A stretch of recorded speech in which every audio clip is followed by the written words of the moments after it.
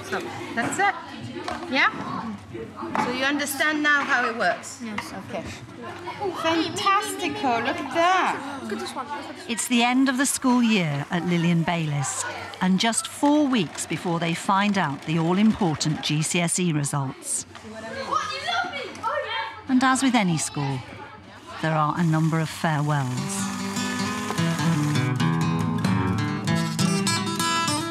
Gary's losing his trusted deputy, Andrew Marsh, after a decade together.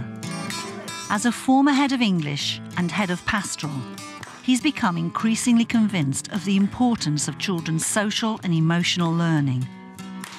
We've brought in a new integrated humanities course, and part of that is implementing the government's SEALS agenda. And part of the SEALS agenda is an old idea from primary school, actually, called circle time.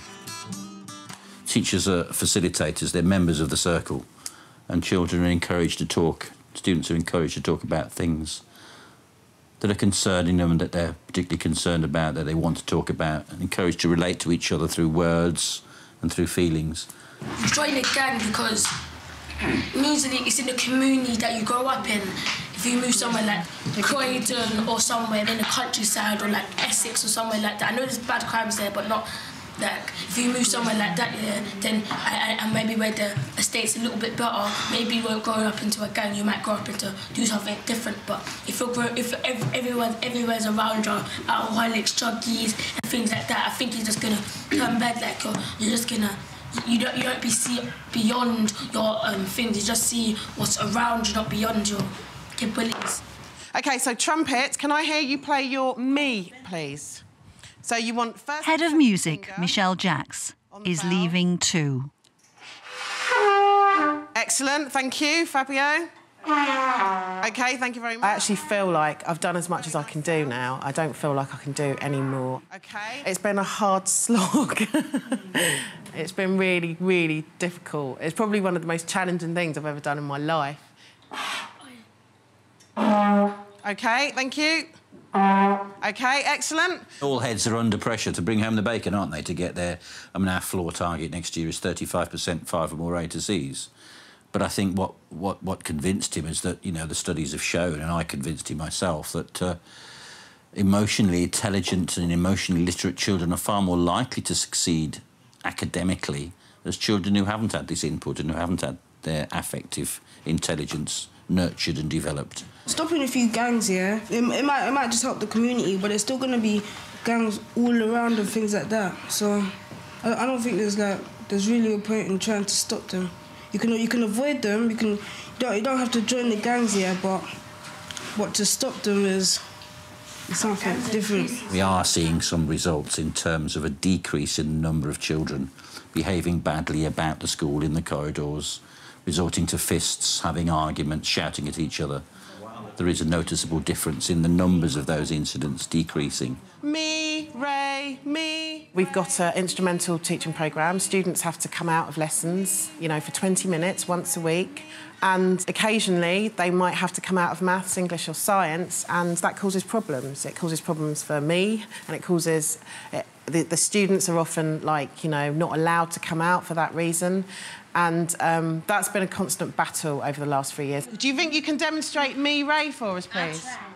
Me, Ray, me, Ray, me. Good, carry on. Because of that kind of push for our targets and because of the emphasis on those subjects, it's a bit like, well, no, you can't come out for your violin lesson because this is English, and English is much more important than music.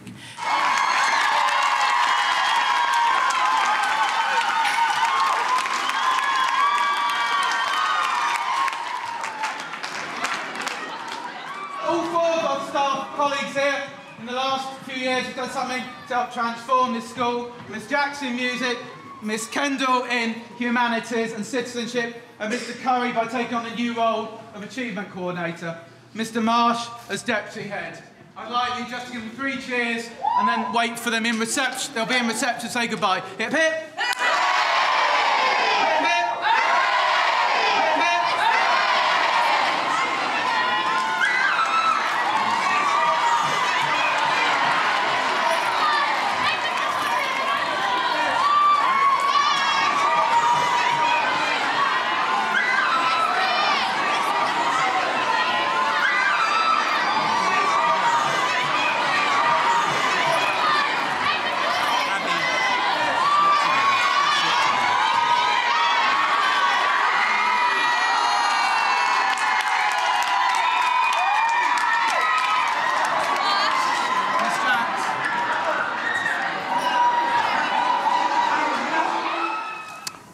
We know that music helps kids achieve.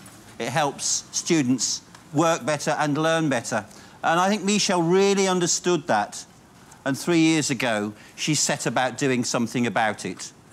What the secret of her success is, she gets kids interested in music, and when she encourages them on the stage, or when she joins in plonking away on the xylophone or playing her fiddle or singing, she does that in such a way that it's entirely unself-conscious. And she joins in, and the kids recognise that and they appreciate it. And I think that kind of inspiration, you can sort of sense it flowing between the kids and Michelle. And that's why music has been such a raging success over the past 3 years. And I think that's down to you, Michelle. And you'll be a sad loss to the school. Thank you, Michelle, and good luck for the future.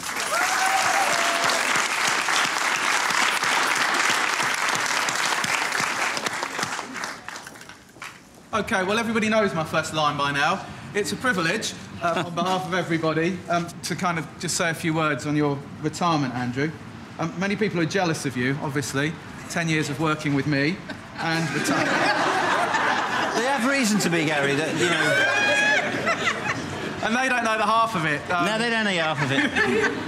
So, it's my pleasure and privilege to work with you, and it's been my pleasure and privilege to walk with you over the last 10 years. It is a painting. I know which one it is. Yeah. It isn't, is it? It is a painting by Howard Hodgson, and it's called Walking with Andrew. Thank you. I never know what to say until a couple of minutes before I say it, really. So just while Gary was talking, I kind of thought, well, I'll talk about this kid who I knew in 1982, a couple of years after I started to teach. And I was walking through the playground one day, and he kind of just appeared on my field of vision. I was going home, I think. And he said, "Yeah, Marsh, you puffed her." And if whoa, you know, this is 1982. And I thought, well, I've got one of three things I can do. I can put him in detention, or send him to the head of PE who'd give him the slipper. There was nothing else I could do with this kid, so it worried me all evening and all the following day. And I had no idea what to do, and maybe that was the birth of my kind of, you know, desire perhaps to sort of move into pastoral, because I was employed as an English teacher. But it just briefly didn't finish there, because the end of the following day, I would dismiss my class, and Darren appeared at the door. And he waved a big key through the glass of the door, and he said, "Oh, I'm going to lock you in." And he did. He bloody well locked me in my classroom. And it doesn't stop there, because he had a screwdriver and he took the handle off the door. And I was trapped in my classroom at 3:30 and everybody was going home. I didn't know what to do. And as these things go, you just kind of forget these things, don't you, when you move on. And I never knew what happened to him until, and this is true, actually, until 1996. And I had a Christmas card. God knows how he got my address. You know. He'd done 15 years for attempted murder. This is all in the Christmas card. He said, "Mr. Marsh," he said, "I've got a job with plumbers. I've got one of the little vans. I've got all my city and guilds. You know, I'm a happy man, Mr. Marsh." And then the last thing was, "I get it now." And that's what he wrote on this Christmas card. And I suppose the reason I'm telling you that story is that something struck me about moral purpose. We could say that whatever Darren did at school, he still remembers what happened to him, and you could say that he ended up doing the right thing. But that's not why I'm telling the story, because for every one that you get in teaching, you lose 10 or 15 or even 100. But what strikes me about teaching is, and why I've been so happy to do it for 30 years, 29 years, actually, it's the only thing that's got the possibility of transforming children's lives. There is nothing else, really. So that's why I've been proud and happy, actually, to do a job that I've loved. I have loved this job for 30 years, for 29 years. And all of you here, you know, I can't thank you enough for keeping me company over the last 10 years. And thank you to Gary, who we have had a rocky road. And, you know, I do thank him very deeply, because most of the time it has worked somehow. God knows how, but it has, you know.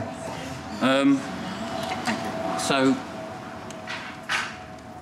thank you for keeping me company. I do mean that, and I hope that those of you who perhaps have some doubts about teaching don't. It's a great job. Thank you.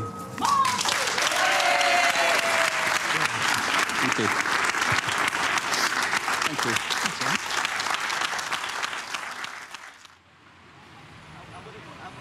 August the 27th, GCSE Results Day. Have they hit the all-important 30% mark? Hi, Faisy, it's Gary. How are you? Don't understand that. Oh, no! What is that? Where's that business? Yes! Oh my days, this everybody tricked me! Thank God for that. I'm ringing you up with the numbers now. Do you want to get a bit of paper in front of you? Right, we'll be going off 108.